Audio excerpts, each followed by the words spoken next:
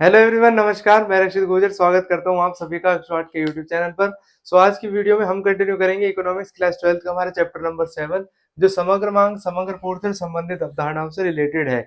इससे पिछली वीडियो में हमने उपभोग फलन को कंप्लीट कर लिया है, हमने बचत फलन को कंप्लीट कर लिया है, जो भी बहुत सारे कॉन्सेप्ट है सबको समझ लिया है। एपीसी एमपीसी दोनों के बीच में क्या रिलेशन होता है, एपीसी और एपीएस में रिलेशन, एमपीसी और एमपीएस में रिलेशन, सबको हमने समझ लिया है। तो आज की वीडियो हमारी होने वाली है बचत वक्र से उपभोग वक्र को कैसे बनाया जाता है उसके ऊपर, और उपभोग वक्र से बचत वक्र को कैसे बनाया जाता है उसके ऊपर। इसके बाद में चैप्टर हमारा हो जाएगा कंप्लीट, और उसके बाद में हम स्टार्ट करेंगे चैप्टर नंबर 8 को।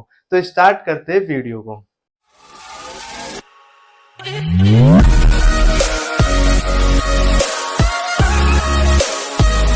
तो सबसे पहले क्वेश्चन आपसे कई बार ये पूछ लिया जाता है कि बचत वक्र से उपभोग वक्र कैसे बनाया जाता है, यानी कि जो सेविंग कर्व आपको दे दिया जाएगा और उसके बाद में बोला जाएगा कि जो उसे कंजप्शन का वक्र है वो बनाओ।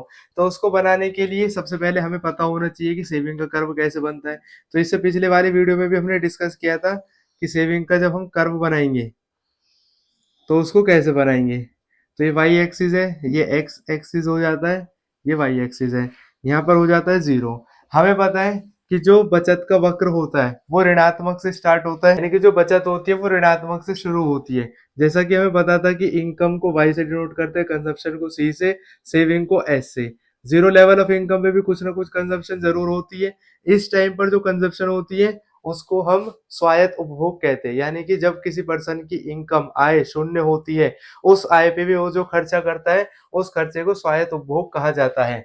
स्वायत्त उपभोग ऋणात्मक बचत के बराबर होती है, यानी कि जितना उपभोग वो करेगा वो उसका बचत के बराबर होगा ऋणात्मक बचत के। तो ये बात आपको याद रखनी है। तो उसके बाद में जैसे जैसे इनकम बढ़ती है, उसके बाद 100 हो गई, तो ये इंक इसमें हम 80 जोड़ देते, उसके बाद 200, तो ये 200 बराबर हो गया। अब हम सेविंग को जब कैलकुलेट करेंगे इस टेबल की मदद से, तो 100 में से अगर इसको माइनस करेंगे -20 आएगा, इसको माइनस करेंगे 0 आएगा।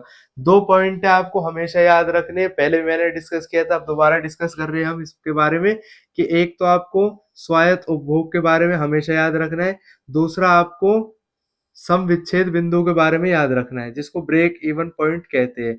तो स्वायत्त उपभोग और सम विच्छेद बिंदु दोनों की महत्वपूर्ण भूमिका रहने वाली है इस टॉपिक में भी और इस चैप्टर के बाकी टॉपिक में भी। स्वायत्त उपभोग जब जीरो लेवल ऑफ इनकम पे खर्चा होता है उसको कहते हैं, इस टाइम पे जो बचत होती है वो नेगेटिव होती है। सम विच्छेद बिंदु जब आय और उपभोग दोनों बराबर होते हैं, इस टाइम पर जो बचत होती है वो शून्य होती है, यानी कि वो 0 के बराबर होती है। अब अगर हम बचत का वक्र बनाएंगे तो हमें पता है कि नेगेटिव से स्टार्ट होता है, तो यहाँ से हम कोई पॉइंट ले लेते हैं कि यहाँ से बचत का वक्र है वो शुरू हो रहा है। ये हमने बचत का वक्र ले लिया है। उसके बाद में अब हम क्या करेंगे, हमें पता है कि आय का वक्र है वो तो हम बनाना जानते ही, वो 45 डिग्री की एक सीधी रेखा बनाई जाती है। तो आय का वक्र हमने कुछ इस तरीके से बना लिया है, ये हो गया आय का वक्र। इसके बाद में अब हमें पता है कि जो ये नीचे का पॉइंट है ये नेगेटिव सेविंग को दिखाता है, यानी कि ये ऋणात्मक बचत को शो करता है। यहाँ पर आपको लिखना है बचत और उपभोग, क्योंकि यहाँ दोनों के वक्र बन रहे हैं। नीचे आपको लिखनी है आय। अब आप इसको अगर देखोगे तो आपको पता लगेगा कि जो ऋणात्मक बचत होती है वो नीचे शो करेगा, और ऋणात्मक बचत हमेशा स्वायत्त उपभोग के बराबर होती है।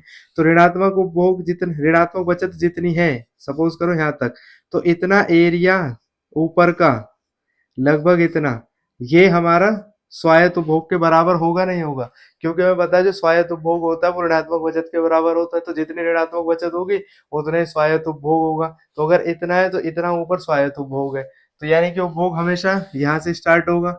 इसके अलावा दूसरा पॉइंट है सम विच्छेद बिंदु के बारे में। हमें पता है सम विच्छेद बिंदु वो होता है जहां पर आय और उपभोग बराबर होता है, और इस लेवल पर जो हमारी बचत होती है वो 0 होती है।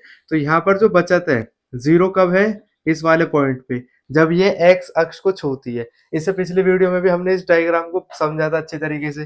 तो जब ये एक्स अक्ष को छुएगी बचत वक्र, तो उस टाइम पर जो बचत होती है वो शून्य होती है, और इस पॉइंट को बोलते हैं समविच्छेद बिंदु। ये आपको ऐसे डिनोट करके दिखाना है, ये समविच्छेद बिंदु होता है। इसके बाद में जब ये समविच्छेद बिंदु है, दूसरा समविच्छेद बिंदु कहां पर होगा, जब इनकम और उपभोग दोनों बराबर होते हैं।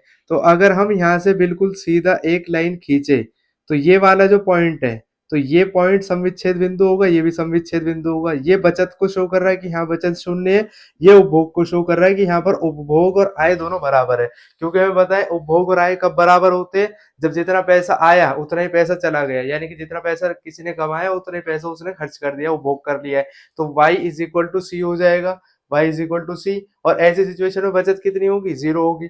तो ये वाला जो पॉइंट है इसको हम अगर इससे मिला देंगे तो ये समविच्छेद बिंदु बन जाएगा। तो समविच्छेद बिंदु अगर यह बन गया है तो अब हम उपभोग वक्र को बड़ी आसानी से बना देंगे। यहाँ से पॉइंट स्टार्ट करेंगे, यहाँ से जब हम इसको एक ऐसे पॉइंट बनाएंगे तो ये उपभोग वक्र हमारा बनकर सामने आ जाएगा।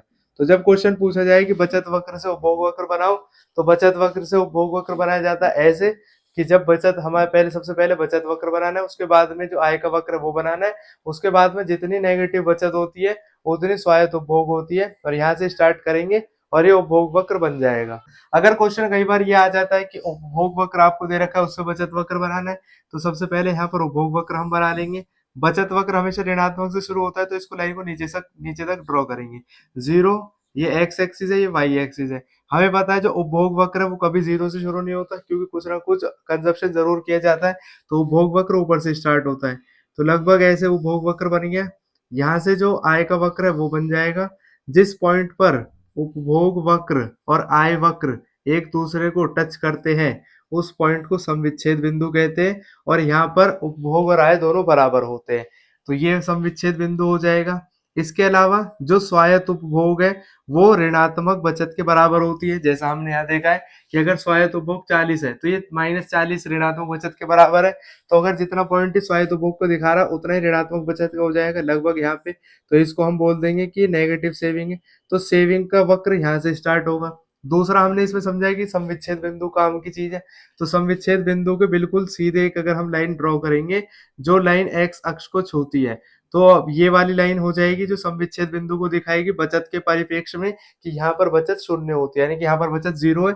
यहाँ पर उपभोग और आय बराबर है इसलिए समविच्छेद बिंदु है। यहाँ पर ये समविच्छेद बिंदु है क्योंकि यहाँ पर बचत शून्य के बराबर है, क्योंकि जितना पैसा आया वो सभी उपभोग कर लिया गया है।